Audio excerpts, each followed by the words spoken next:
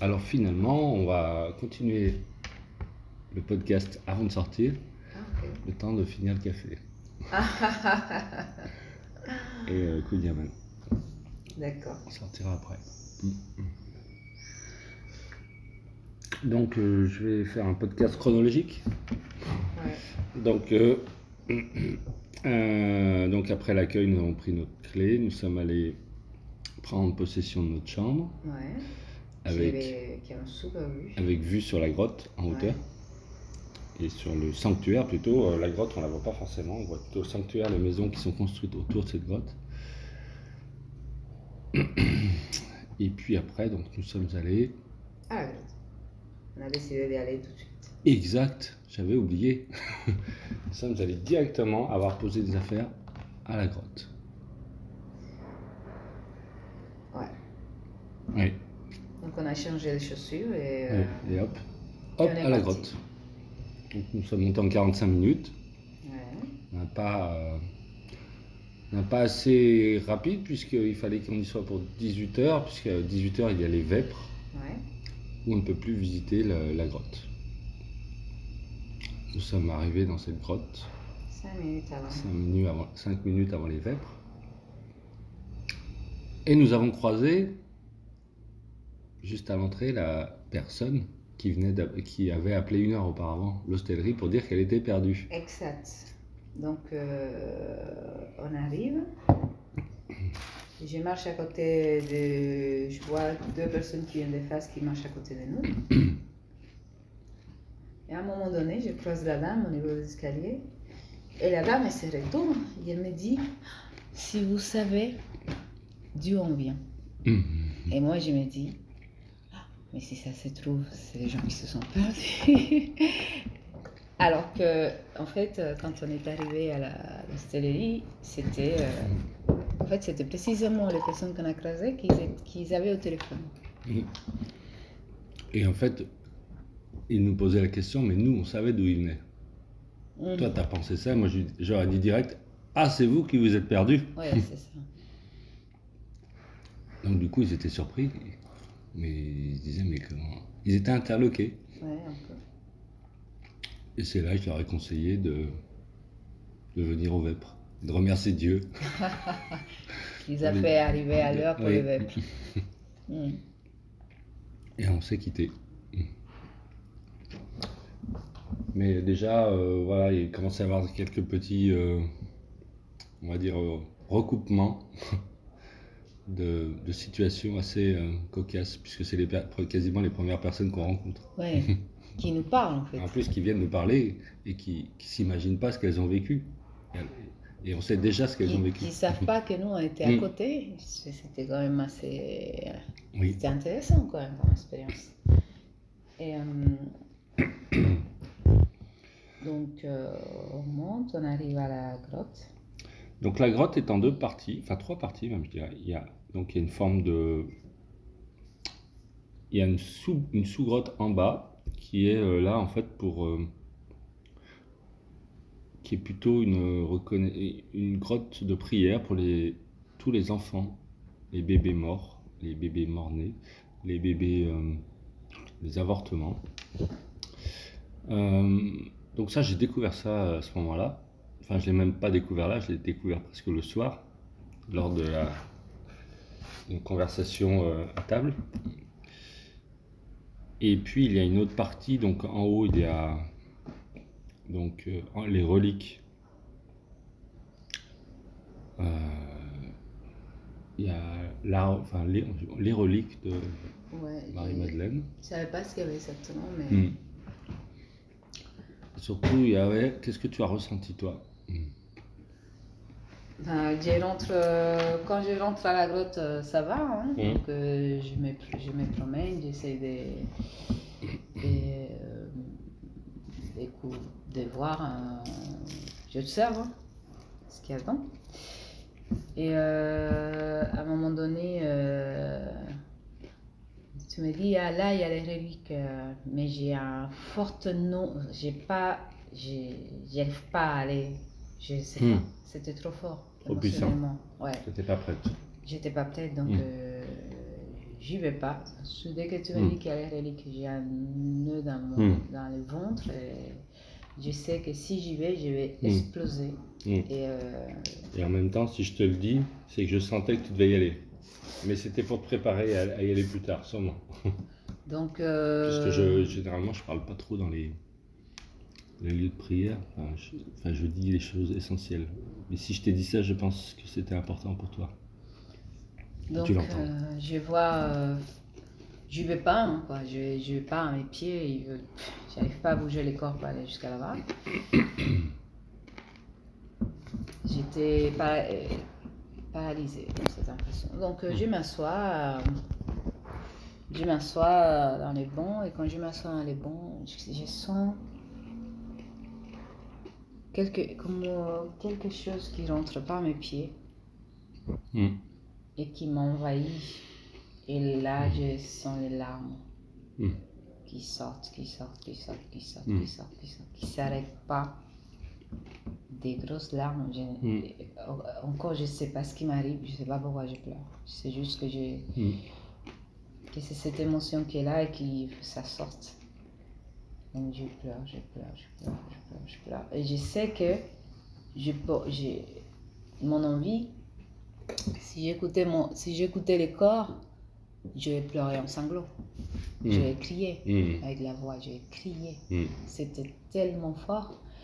Et en même temps que je sentais comme une souffrance, en même temps que je sentais cette souffrance au niveau de mon plexus solaire, que je la sentais surtout, que je pleurais. J'avais une image d'une femme d'époque, donc on va dire de cette époque de Marie-Madeleine, qui est par terre, en train de pleurer avec toutes les larmes de son corps, d'une souffrance inouïe, et qui pleure. Et j'ai la sensation que je pleure cette femme, ou que ses larmes sont en train... C'était un truc de fou. L'image, elle était tellement claire.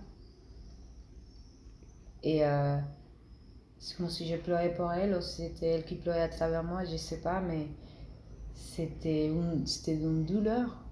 C'était fort. Je sais même pas comment je suis arrivée à ne pas... Mais je pense que c'est parce qu'il y avait des gens et que mon mental, il était pas loin, il disait quand même, tu vas pas te fondre ici, mais... Pour toi, ça vient d'où ce besoin de crier? En fait, ça, j'ai compris après, parce que tout le long des fois que j'ai crié dans ce week-end, je pleurais, il y avait toujours ce besoin de mettre le son. C'était important de mettre le son, mais j'arrivais pas à mettre le son. Ça fait quoi de mettre du son?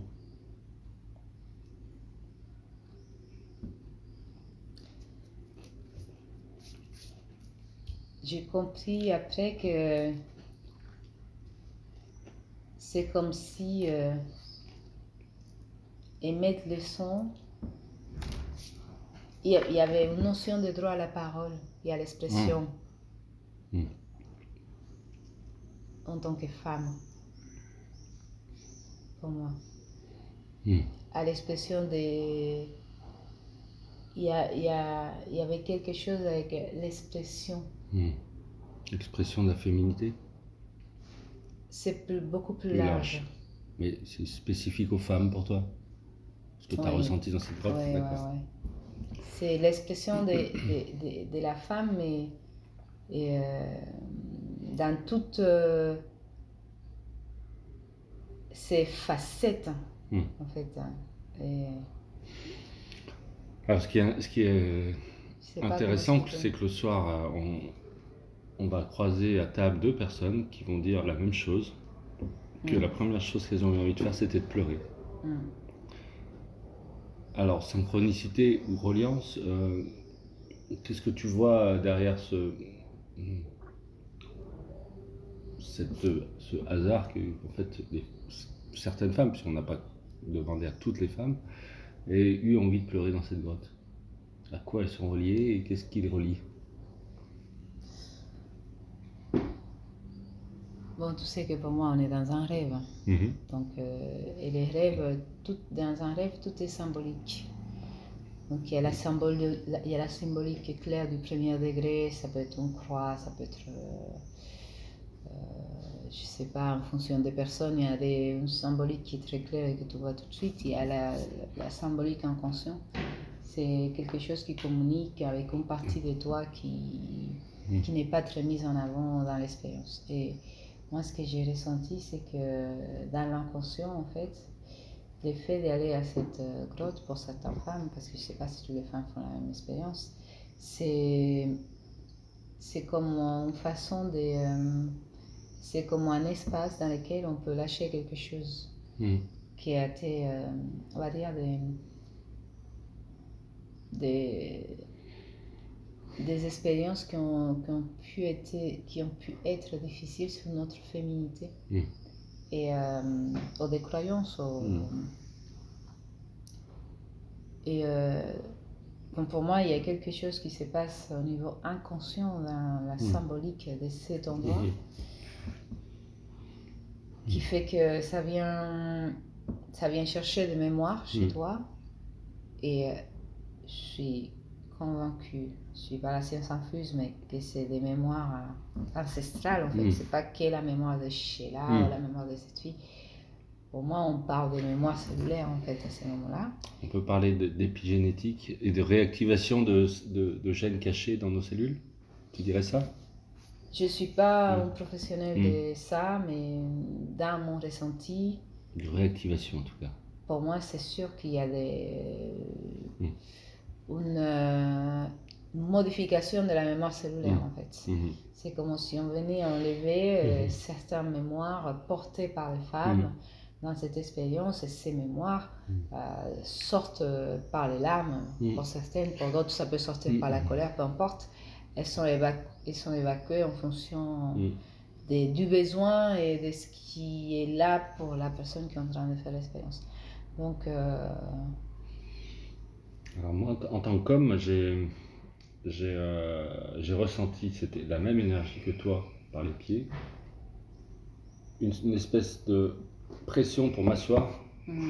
J'étais comme tiré vers le bas, et en même temps, par contre, je n'ai aucune larme qui est venue, alors que d'habitude, je suis plutôt sensible à ça, et j'ai senti par contre l'énergie qui me traversait et qui sortait par la tête, qui faisait que traverser, avec quand même une forme de poids sur la poitrine, quelque chose qui m'obligeait, voilà, au niveau de la poitrine, quelque chose qui m'obligeait à m'asseoir et une forme du mal à respirer en fait. Ok. Une forme de suffocation. Je viens de comprendre le mot. Oui, la suffocation. Celle, au passage, qui fait mourir les gens qui sont sur la croix. Petit clin d'œil. Petit aparté pour la suite. Et donc, voilà. Après, je me suis dit, il y a beaucoup de lieux hautement énergétiques en France qui sont recensés. On a trouvé une carte d'ailleurs. Alors, est-ce que ces lieux sont hautement énergétiques du fait de la géobiologie et des courants magnétiques terrestres, ou du fait du passage de certaines personnes dans certains lieux, puisque l'homme est capable de modifier les champs énergétiques, d'avoir une action sur la nature et les vortex, etc. On le voit dans la nature. Et d'ailleurs, tous les hauts lieux de culte sont souvent bâtis sur des hauts lieux de culte païens, et qui sont eux-mêmes bâtis sur des certainement trouvés grâce à la sagesse ancestrale de nos ancêtres, qui avaient certainement développé des dons que nous avons certainement perdus un peu au fil des âges. Des capacités. Les capacités, j'allais dire, notre cerveau est tellement sollicité par d'autres choses, les écrans, le travail, la déconnexion à la nature, et ce qui fait qu'aujourd'hui il y a des hauts lieux énergétiques. Alors il y a des géobiologues qui enseignent, qui font perdurer ces savoirs, ou dans d'autres pays des chamans, voilà. Mais aujourd'hui, la question que je me pose sur cette grotte, Est-ce que le champ énergétique que tu as ressenti, que j'ai ressenti, il est lié à la grotte en elle-même, ou est-ce qu'il est lié aussi au passage de Marie-Madeleine dans cette grotte? Pas que. En fait, il y a... Ce qui est là pour moi, c'est que c'est lié... Chaque personne qui passe, et il laisse quelque chose. En fait, on laisse toujours une empreinte. Peu importe où on y va. Là, c'est ça, mais ça peut être au supermarché. On laisse toujours une empreinte. Et ce qu'il faut savoir, c'est que naturellement, quelqu'un qui va à la grotte de Marie-Madeleine, c'est quelqu'un qui a une certaine... qui laisse quelque chose de particulier. Alors, d'après certains écrits, à l'époque de Marie-Madeleine, beaucoup de femmes venaient la voir, notamment des femmes qui avaient eu des problèmes de grossesse, des problèmes d'accouchement, des enfants morts. Et il existe, on en parlera après, mais il existe une autre grotte que l'on a découverte par hasard, la grotte dite aux œufs. Et j'en parle là parce que par rapport à l'énergie des femmes qui sont passées par là. Et tu parlais de souffrance tout à l'heure. Pour toi, ce que tu as ressenti dans ton corps, c'était quoi comme souffrance? J'ai vraiment eu la sensation de toucher un truc millénaire, tellement c'était puissant. Et en fait, il y avait comment... C'était un mélange de souffrance, parce qu'en fait, c'était la femme qui pleure son enfant, la femme qui pleure l'homme qui a perdu, la femme qui pleure le membre de sa famille qui a perdu, la femme qui pleure les manques de compréhension que le monde peut avoir d'elle en tant que femme, tu vois, qui pleure sa difficulté à se comprendre elle-même, puisqu'elle n'est pas acceptée dans le monde dans lequel elle existe. Et donc il y avait en fait, j'ai eu la sensation de... Et là, ce qui me vient par rapport à ça, en plus, c'est comme si les féminins dans l'histoire avaient passé par plusieurs étapes. C'est comme s'il y avait les féminins dans la guerre quand elles portent des enfants. Le féminin, je sais pas, comme tous les... L'histoire du féminin, en fait. Et comment certaines expériences étaient engrammées. J'ai envie de revenir sur ce que tu as dit. Tu as dit le monde a du mal à comprendre la femme et la femme à se comprendre elle-même. Les deux sont intimement liés, puisque si la femme a du mal à se comprendre elle-même, comment le monde pourrait la comprendre elle? Qu'est-ce que, pour toi, quel est le chemin pour qu'une femme se comprenne? Ça a l'air tout simple, hein, mais c'est l'acceptation, c'est l'accueil. C'est en tout cas, je peux parler que de mon chemin, qui a été celui-là. C'est d'accepter que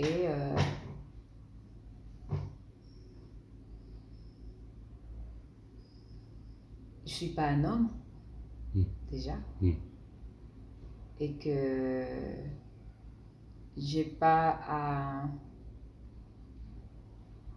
avoir l'air si stable qu'un homme, sachant que la stabilité est un concept, et que j'ai des états d'âme qui peuvent changer du matin au midi. En fait,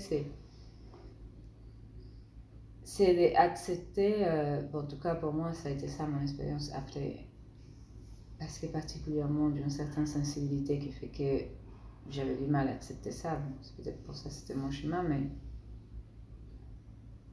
dans tous les cas, c'est prendre tel qu'elle est dans toutes ses facettes.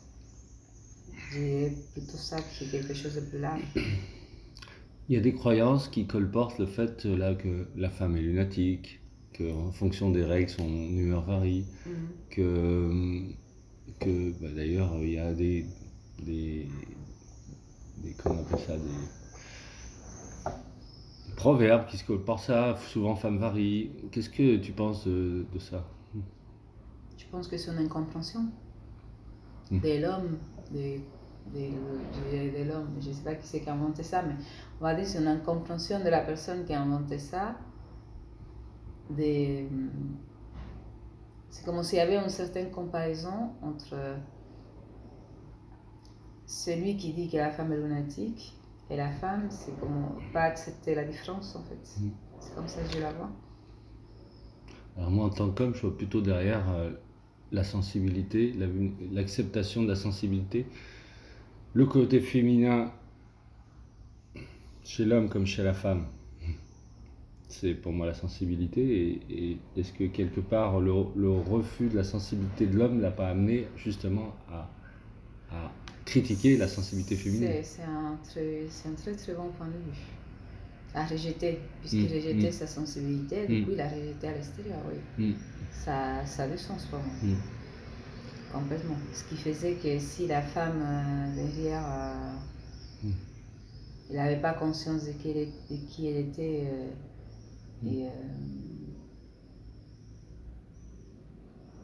et que ses sensibilités, ça faisait partie de son identité, entre guillemets. Pour toi, qu'est-ce qui a amené l'homme à rejeter sa sensibilité?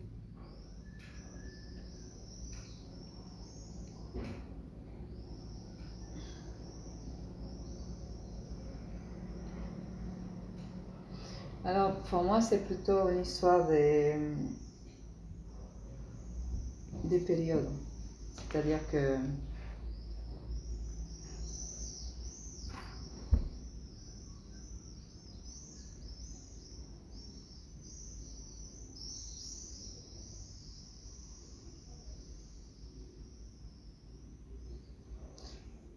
comme je le vois, c'est comme s'il y avait une période où il n'y avait que la sensibilité qui régnait et qu'il y a eu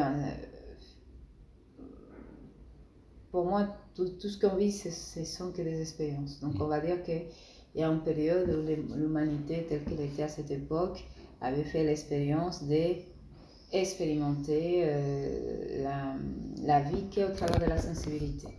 Et qu'à un moment donné,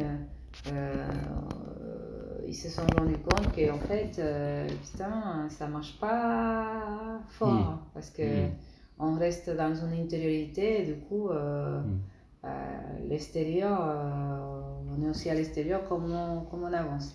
Et en fait, ce qui me vient, c'est que peut-être, c'est la vision que j'ai depuis là où je suis, et on est parti sur, du coup, on va changer l'expérience, on va expérimenter du coup qu'est-ce que ça fait si on s'oriente vers l'extérieur.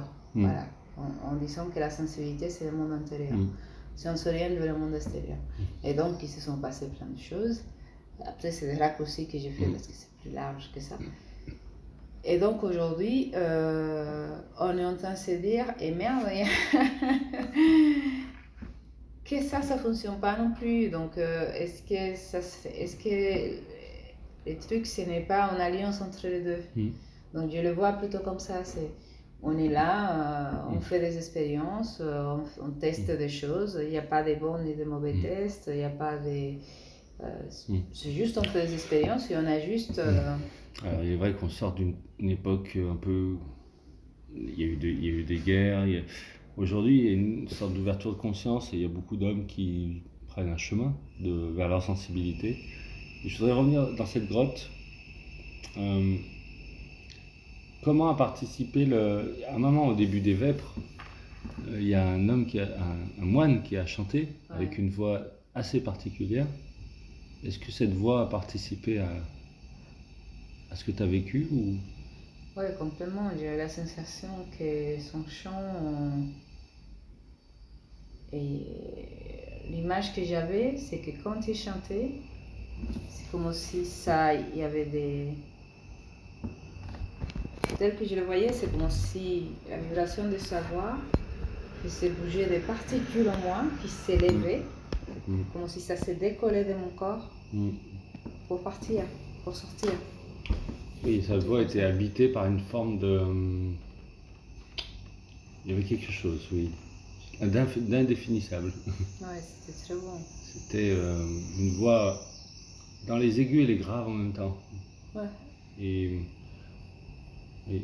assez sidérante. Il y avait une vibration. C'est comme s'il fallait qu'on soit là pour cette. Oui. Parce que les webs, c'est pas tout le temps en fait. Oui. Et on n'était que deux assis d'ailleurs. Nous deux plus une autre personne, et le moine est venu. En gros, est-ce que vous voulez écouter les vêpres? Ta vie est venue pour ça. C'était évident qu'il fallait entendre sa voix. En fait, c'est sa voix qu'il fallait entendre. On était venu pour entendre sa voix. Il t'a parlé de la voix juste avant. Ça fait un.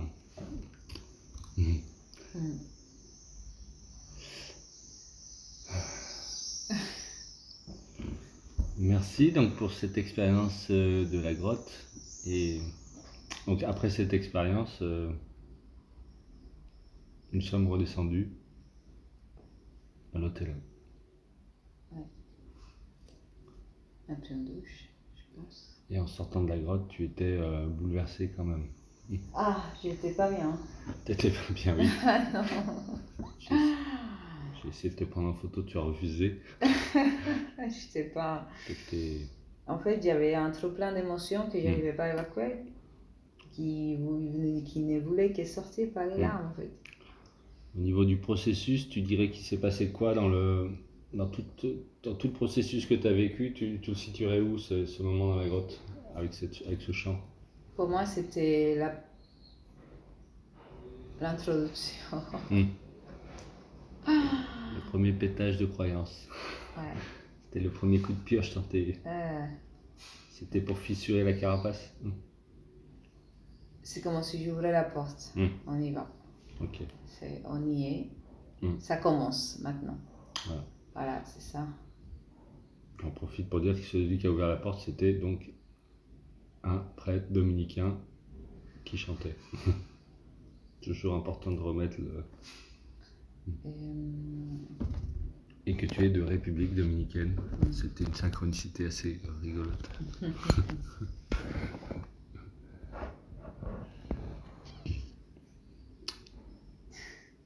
On va reprendre un petit café, je crois.